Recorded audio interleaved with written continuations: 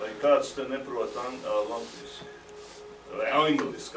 Vai kāds prot, vai ir angliski runājošais, kas neprot latviski? Un to viņi varēs atbildēt. Okay. Well, let me do this. I'll speak in English, and we'll move forward. All right. Now, we're going to talk about Moon 2030. That is the International Lunar Decade, and we're going to talk about towards a self-sustaining space economy.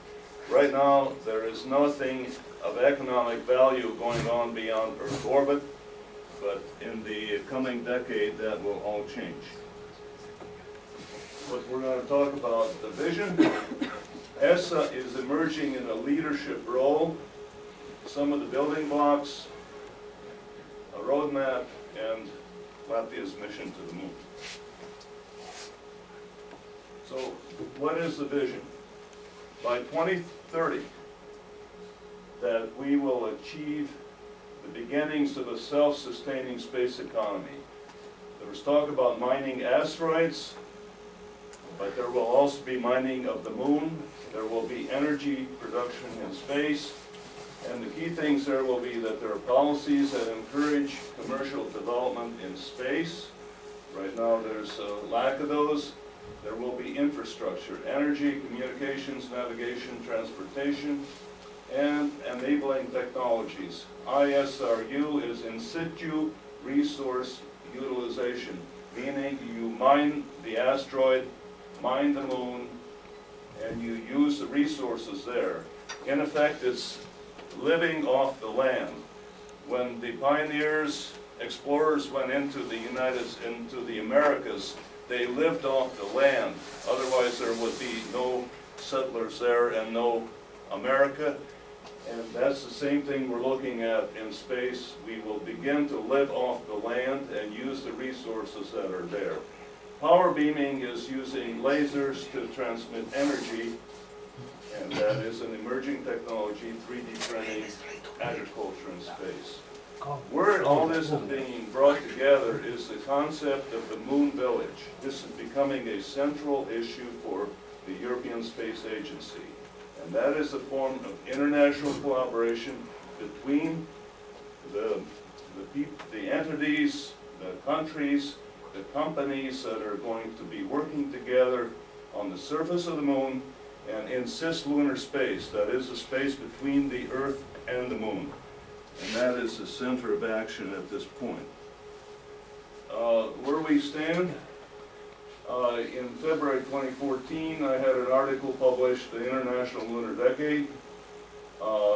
This got picked up in a conference that IGUPS attended in November of 2014, and out of that came the International Lunar Decade Declaration.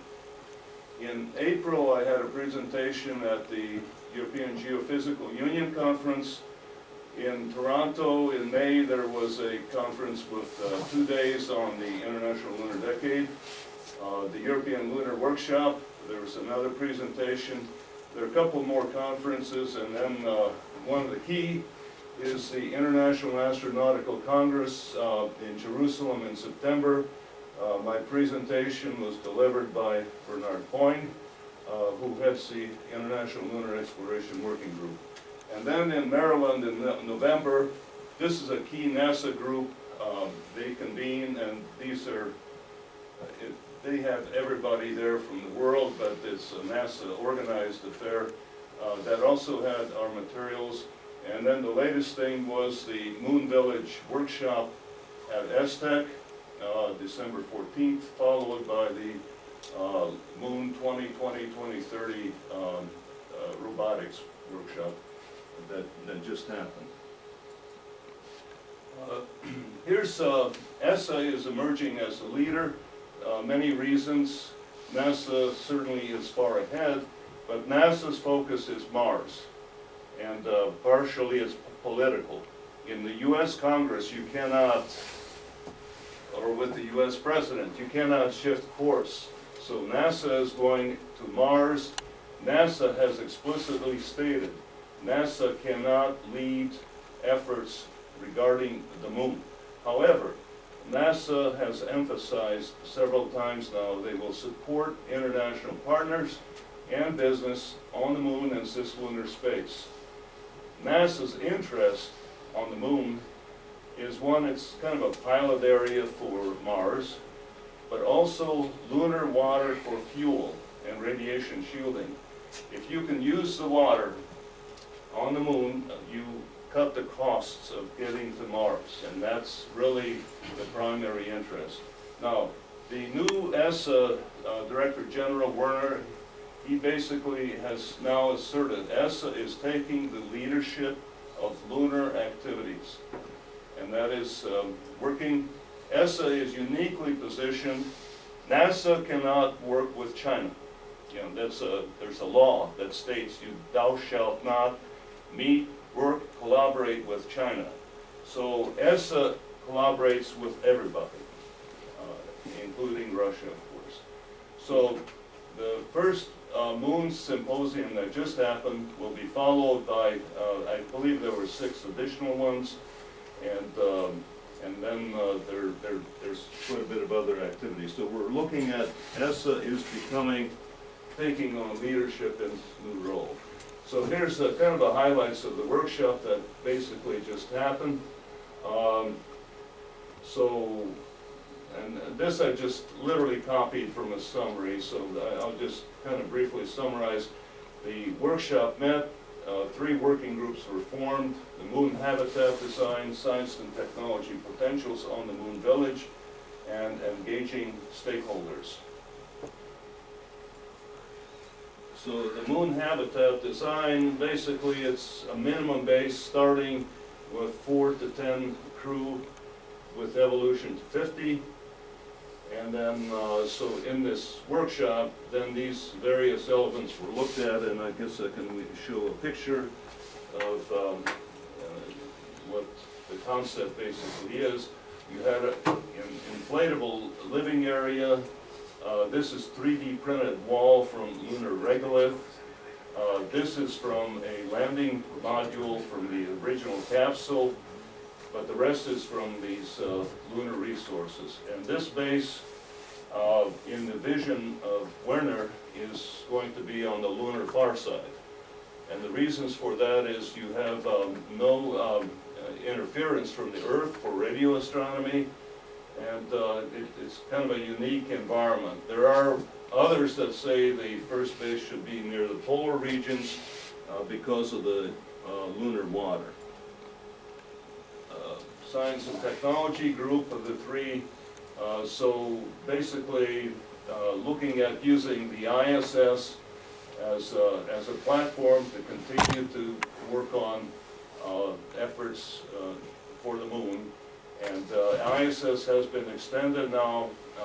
ESA has not yet agreed, but I believe all the other players have agreed to 2024. Okay, and EM2, Earth, Moon, Lagrange point 2 and 3 these are other points, or maybe those are modules. The next upcoming thing though is Luna 27, which is an ESA Russia mission. And the idea there is to evaluate the presence of water at the pole and its suitability for processing. And that is looking at 2020. Here's basically the mission. And the other thing, interestingly, is they're going to continue with exploration that was halted by the Soviet Union in the mid-70s, left off.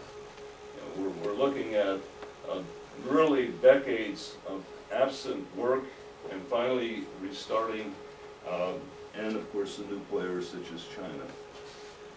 Engaging the stakeholders is a key issue because we've had presentations about the International Lunar Decade at, I believe it's now 7 or 8 conferences, but now the thing is we're looking at spending money.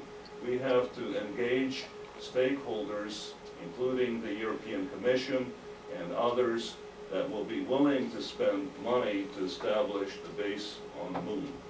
And and then of course engaging other shareholders and primarily business. And then this is just from the, here you can see we're going to, basically when we're looking at from here to here, it costs, current costs are maybe around $5,000 to ship a kilogram to Earth orbit. We had Astrobotics here, when was that, October? Astrobotic was giving us a quote of $1.2 million to land a kilogram on the surface of the moon, which again is dirt cheap compared to earlier costs. And then $198,000 for lunar orbit, and then $99,000 to get into this transit orbit. What my projection is that by 2030, if the infrastructure is put in place, and we're mining the moon for fuel, and you don't have to lift fuel up from the Earth anymore, once you get to low Earth orbit, getting from here to here will be a negligible cost. We're looking at being able to land on the surface of the moon at a cost comparable to getting to low Earth orbit now. Okay. So once you can do that, then you open an entirely new realm, including some will be able to afford to go to the moon for tourism, and those kind of opportunities will start to emerge after 2030. So NASA Mars, basically the original plan was a giant rocket that would basically go direct to Mars, and now what we're looking at increasingly, and there's several reports, the National Research Council had a report, there's a new analysis done for NASA called Evolvable Lunar Architecture, and then an MIT study, basically someone's doctoral dissertation with additional work, shows that when you analyze the situation, the moon is important to get to Mars. So NASA cannot provide leadership for lunar development, but NASA is extremely interested in the water and will support other entities to get there. Now, what's emerged in our efforts to push this idea forward is the idea of a lunar utility. The moon has the unique, not unique, but it has a long night. It's 2 weeks of night when everything goes dark and you don't have power. So if you can deliver power so that the rovers don't go dormant during the lunar night, you could double their mission, extend their life. So you're looking at potentially savings in the hundreds of millions of dollars or euros, and enable operations anywhere on the lunar surface. Now there's been quite a bit of work done to have satellites basically there's certain orbits around the moon's surface where you can beam power to any point on the lunar surface, and then you can keep these rovers going, or you can start up an operation, a mining operation, because you can basically, it's like plugging into electricity. You're there, you have the receiver, which would be about a meter, and you can then start operations anywhere on the surface of the moon once the utility is developed. And once the utility is developed, the costs will start dropping to do stuff on the surface of the moon. Okay, so, well, and the other thing is communications. What you need if you're doing science or anything like that on the moon is very broadband communications. So the same satellites that deliver the power to the surface of the moon will also provide the communications links. Okay, and then they, of course, then you've got navigation, so you can precisely know, again, within centimeters where you are, because you need that to be able to do the power. What we did, we published one article, and I was a co-author on that. We had, and then there's another group in California. They have been working on this stuff as well, so they published some articles. and then there's some additional work. This is from a presentation that was made in mid-October, concept for lunar power communications utility. Jim Shear is chief architect within this group of NASA, and so this presentation certainly is available. But the idea of taking solar power and direct conversion into laser, okay, so you don't have the intermediate step of photovoltaics, convert to electricity, and then beam that.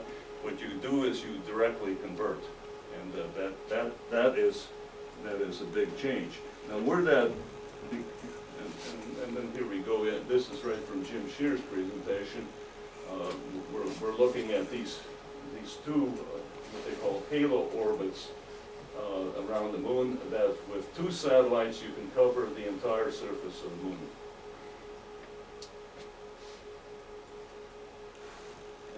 Okay, here we got, this is also from Jim's presentation. So radio frequency transmission, not practical because we're small antennas, but then we're looking at laser, a different kind of receiver, and but the same technology can be used on the Earth. That's a very interesting thing. Imagine that if we had a solar power satellite in orbit that could beam power to the Earth when there's a natural disaster, okay? So Fukushima happens, and you need a gigawatt of power, okay, to keep things going.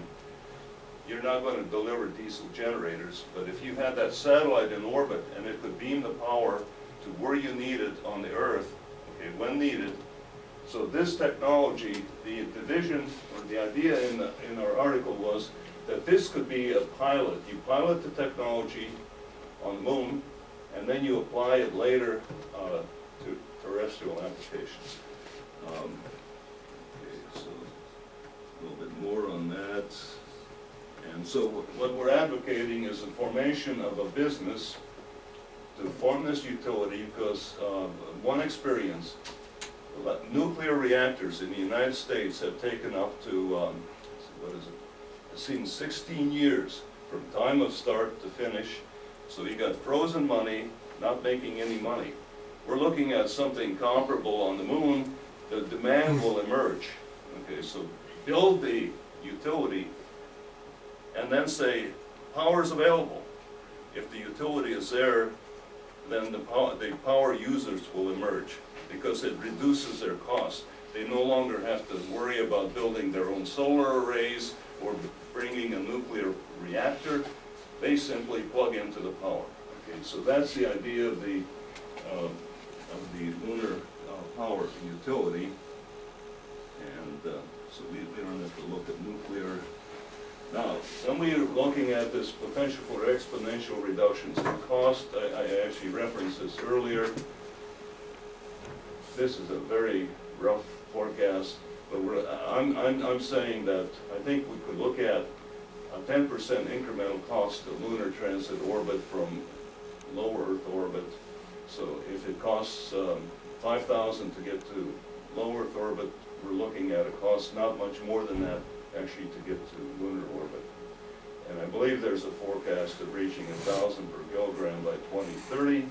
So we're looking at, once you have space shuttles, in effect you go Earth orbit, you have a staging point in low Earth orbit, you move your materials into another spacecraft that never lands on Earth, and that one goes to the moon. And so by having a bus service between the Earth and the moon, you reduce transportation costs and risk very dramatically, and that opens up commercial opportunities.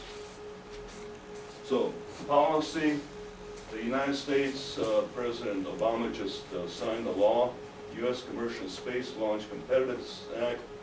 It establishes the ownership of materials mined in space within U.S. law.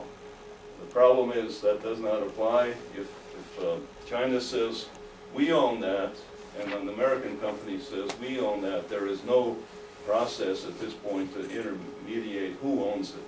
So what's needed is international agreement.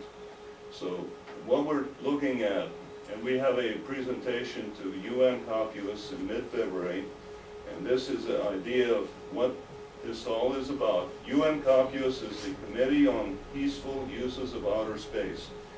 It right now has about 80 members. Latvia is not a member. There is no membership fee, but Latvia needs to become a member because that's where these big policy decisions regarding space are being made. And then the other thing in this is the Moon Village.